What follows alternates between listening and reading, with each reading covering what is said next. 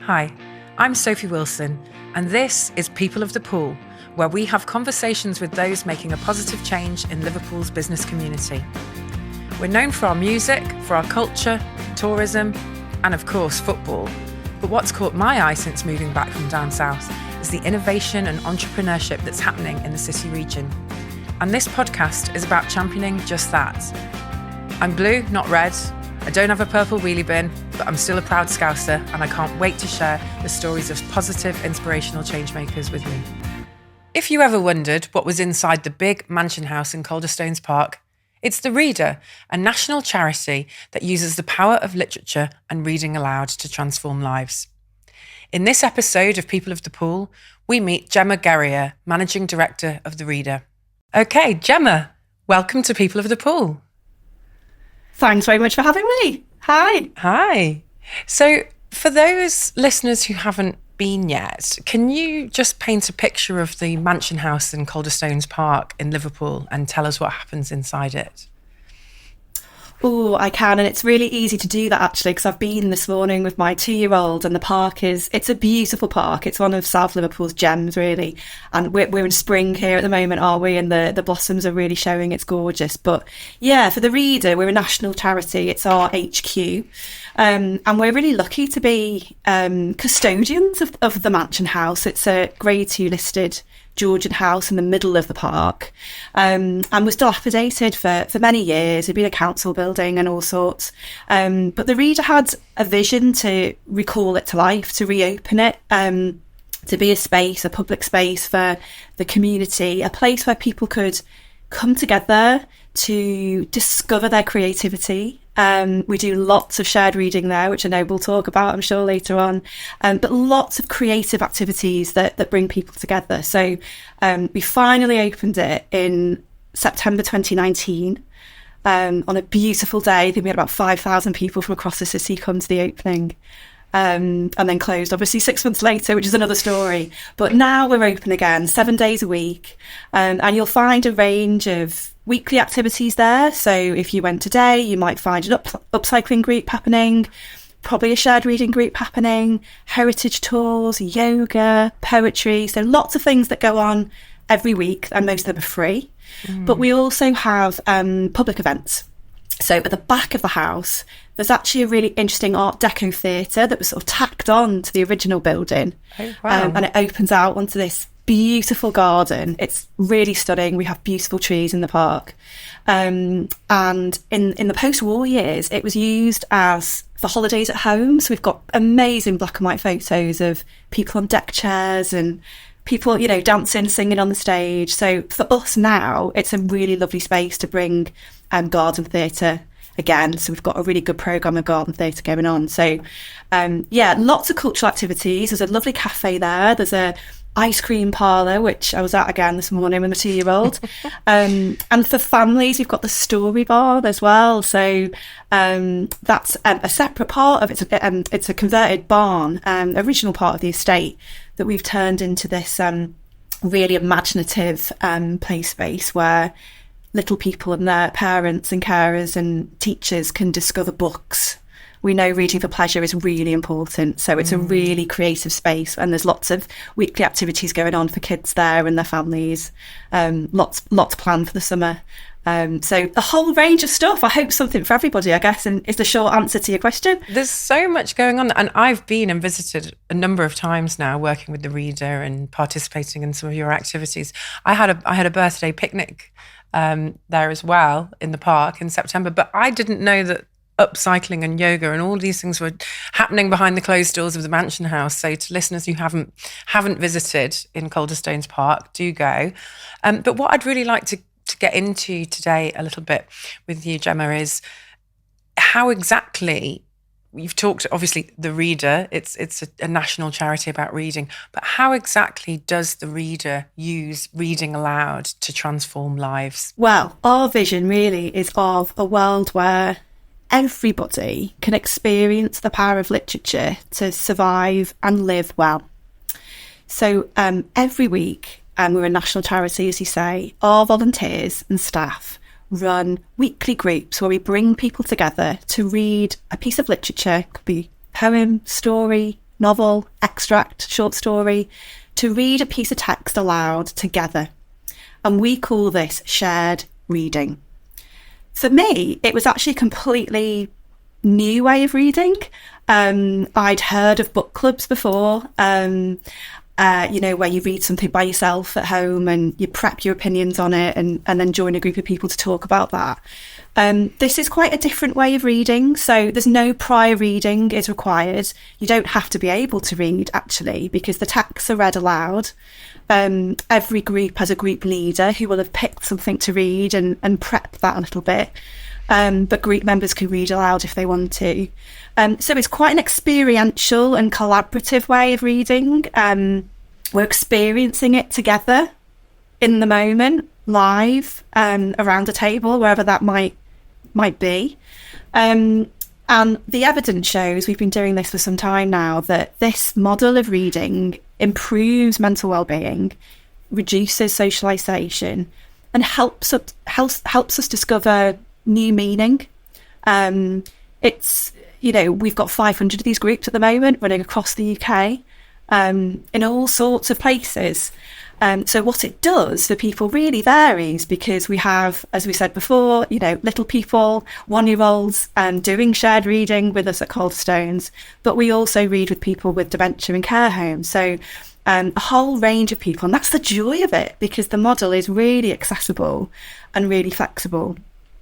So yeah, that's the main thing that the reader does. Yeah, it sounds really interesting. I mean, I've got an English lit degree, and I love reading, and I experienced reading aloud when I was studying, but it feels like something that might sound a bit scary, maybe. You mentioned, being able to read even isn't a sort of condition, but just talk to me a bit more about that, how it's accessible, because I know, for example, you run shared reading groups in prison and probation settings and all sorts of different places.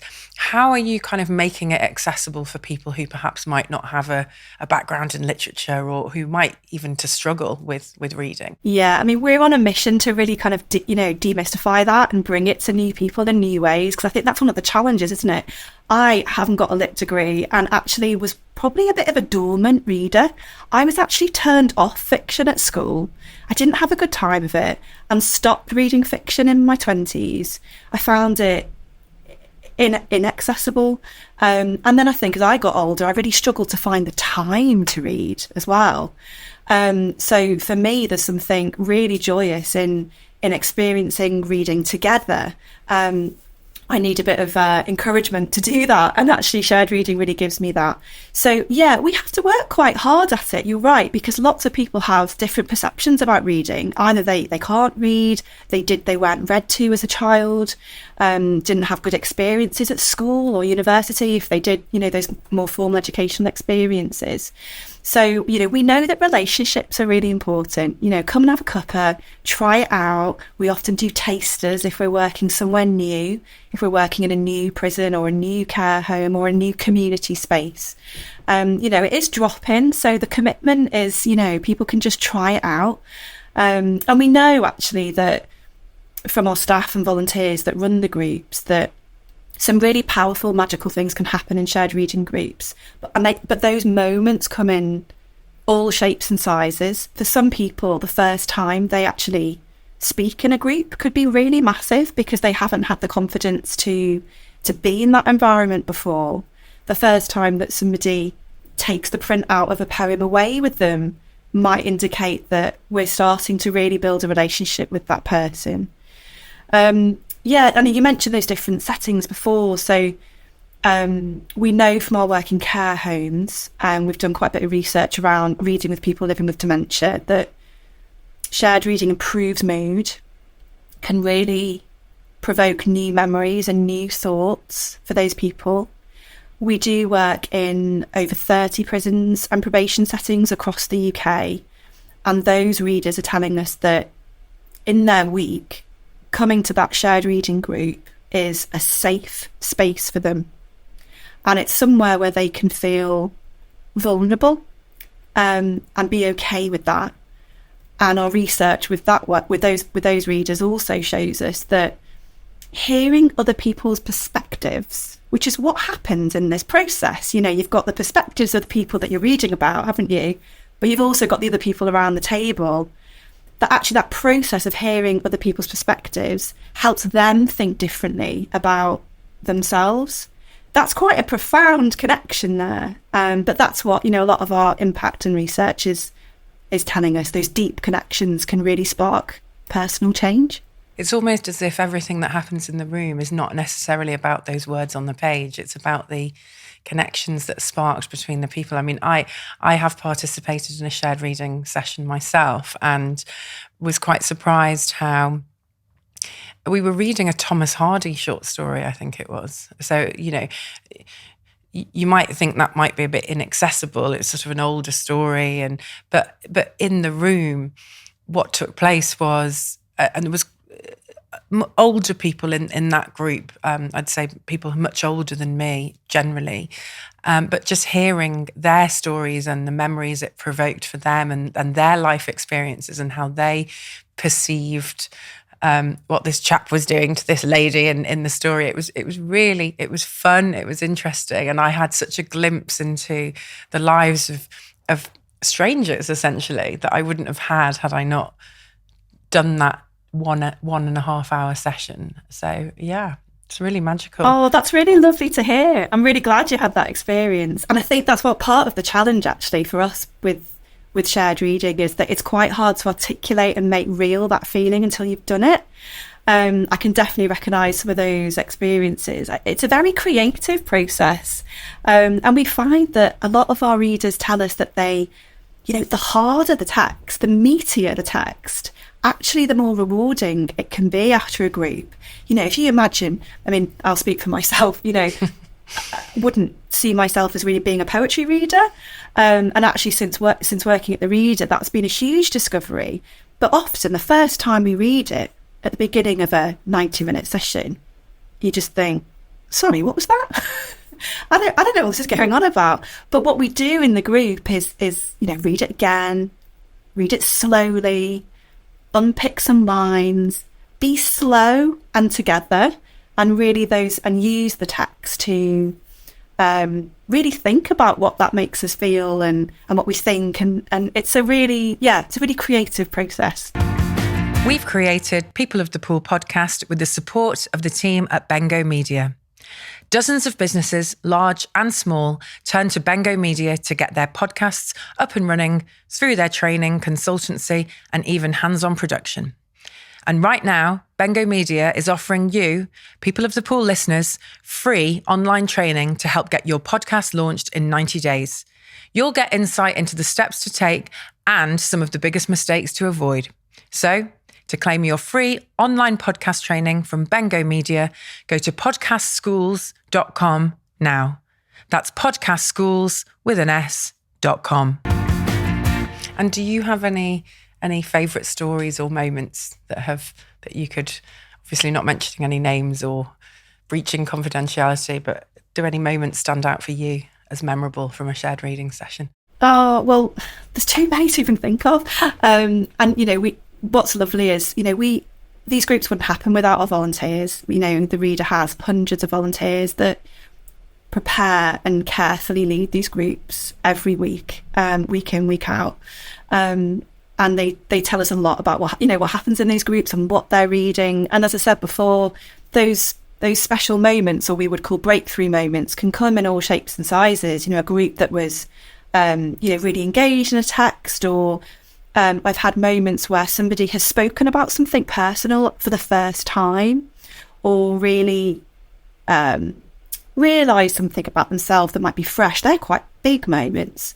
At the moment, some of my a lot of the shared reading I'm doing at the moment is with staff, actually. So the Reader does a lot of shared reading in the workplace, and we're keen to inspire other businesses to try it out actually as well. So obviously we do it because we are trying to export shared reading to the world, but it's a really fantastic way for to develop teams, to bridge team relationships, to find out about our colleagues, to obviously as part of our wellbeing support for staff, it's really crucial. But we do it as part of away days or our all staff conference every year, We do shared reading as part of interviews, and I've had some really great sessions with staff recently. We had an away day a few weeks ago, and I had in my group someone who worked in the cafe at Calderstones, someone who leads shared reading in prisons, someone who works in HR, and some other colleagues. And we were reading Red Dust Road by Jackie Kay, her autobiography, and it's got really interesting, lots of themes in there, so much to unpick, and so much that everybody, whatever their background, can relate to. Family relationships, bereavement, adoption, racism. And it was just a fantastic shared reading group, and a chance to really get to know colleagues from a different perspective. You know, you're not the finance director. You're Joe Bloggs, the finance director, you know, who's also got a life and other things that we don't often see in the workplace. So, and an inner life. Yeah, I've had some the inner life, exactly. Yeah. In a workplace, that added understanding is really helpful. Yeah, and I think hearing about the reader's work in a business context is really interesting, and particularly for listeners of this podcast. I want to touch very briefly, because I know we don't have a great deal of time, but on a new initiative that has opened a few doors up from this very studio in which I'm sitting, which is the Reader Bar and Restaurant that's opened on Mount Pleasant. And it's really your kind of social enterprise restaurant that supports the readers' charitable work. I mean, it's amazing, absolutely loved it. But just tell us a little bit more about the bar and restaurant, and maybe inspire some of our listeners to go and give it a visit. Well, thanks for coming. What did you have? Do you remember what you ate? I had a fish finger sandwich with amazing mushy peas and hand-cut chips. Fabulous. Delicious. Yes, we're very lucky. We've got a fantastic chef in Jeff who's is curating some gorgeous menus at the moment. It's a new venture, and as you say, it's our new social enterprise. So the reader's not new to social enterprise. We have a cafe I mentioned before, an ice cream parlour, and an events business at Calderstones. So some of the space in the Mansion House can be hired for corporate away days or weddings, funerals and events. So that's all part of our social enterprise, which means all the profits and the money we earn through those businesses goes back to support the readers' charitable work. It's always been part of our DNA, I think. We're a making organisation, you know, and making our own money is part of that. Times are really tough for charities at the moment. So that independent earned income is really important for our longer term strategy. So the restaurant is new. It's the first permanent thing that we've done in city centre. On Mount Pleasant. It is fantastic food. I know I'm biased, but I've been several times since the new year, and I really love my food, and I love my cheese, and it's fantastic. Really great food, and a chance for us really, I guess, to meet new communities that may not know about shared reading, or Calderstones, which is in south of the city. So we hope that it's going to be a chance for us to meet some new people and inspire them into in our mission and our work, but primarily obviously to give them a fantastic dining experience. It's a really lovely space, isn't it? It's quite intimate, but you know, enough space to have a nice event there if you want event space. It's quite a flexible space. Yeah, it's beautiful. It should definitely be on anyone's radar for a fine quality dining experience. Thank you. It's been so good to speak to you. I'd just like to hear, I know you're relatively new in your role as co-MD now. What are your quick thoughts and visions for the future? Yeah, I think I've just finished my 100 days, first of 100 days actually. So other business leaders who are watching this probably know how I feel right now, which is quite tired.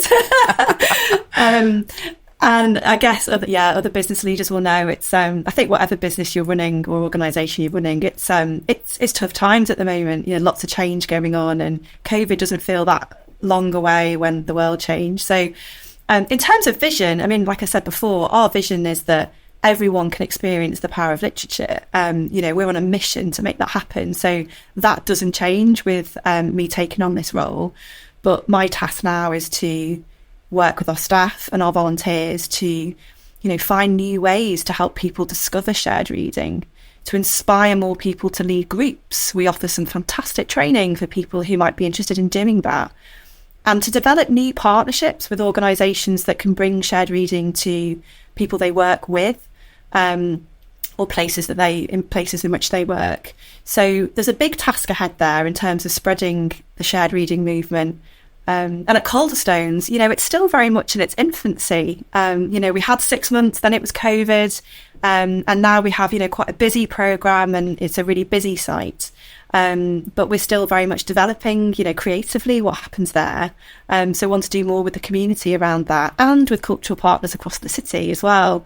We have a fantastic asset there in the park that we're keen to work with others to develop. So 2 big creative tasks, I guess, ahead, but it's a huge privilege to have this job to take that on. Fantastic. Well, very best of luck with that. Now, we have a quick, just for fun question that we ask all of our podcast guests. If you were to name the reader with a Beatles song title, what would it be and why? Well, my first choice would probably be Come Together. It's one of my personal favourites, actually. Nice. But given what we do, it feels appropriate. Yeah. If I'm allowed a second one, it would probably be Strawberry Fields Forever, because we're actually located very close to Strawberry Fields. So if you're someone that's interested in coming to the south of the city, you can see Calderstones and Strawberry Fields in one fell swoop. Well, we haven't yet had a repeat, but I'm gonna go with your first answer on that one, and thank you very much. Just in final summary, if you wanted listeners to take away one key thing from our quick chat today, what would it be? Do you realise that reading aloud together can change lives? Try it now. Go to the Reader website, find a group, join us, come and see us at Calderstones. If you run a business, talk to us about how you can do it in your workplace. Fantastic. Jemma, building communities through the power of shared reading. Thanks very much to you. Thank you. Thanks for having me. If you want to find out more about some of the amazing things that are going on in Liverpool City region, go to www.tuesday-media.com/People of the Pool. People of the Pool is presented by me, Sophie Wilson. Until next time.